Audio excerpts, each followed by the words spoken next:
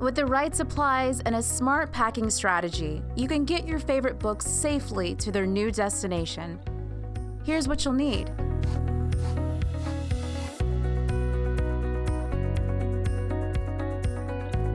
Take some time to sort through your books. Decide what you want to keep and what you want to give away. Pass on a good read by donating them to local charities. Smaller boxes are ideal for moving books.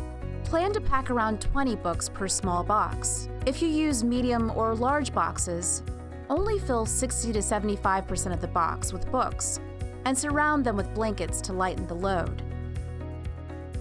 Sort hardcover books by size.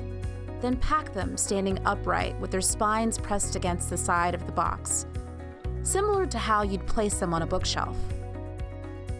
When packing valuable books, wrap them individually and place a piece of cardboard between them to prevent damage. You can also place bubble wrap or layers of paper around the books to keep them better protected during the move. Sort paperbacks in order by size.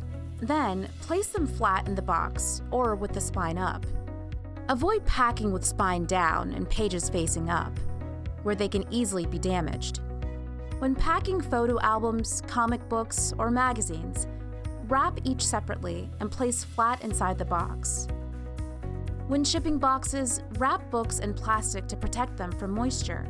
For books going into storage, select heavy-duty boxes that can withstand stacking.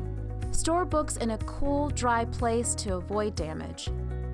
When loading boxes of books into a moving truck, always place them on the floor. This will prevent them from falling during short stops and turns. Following these simple steps and utilizing the right supplies can take the guesswork out of packing books. Good luck with the move, and thanks for shopping at the Home Depot.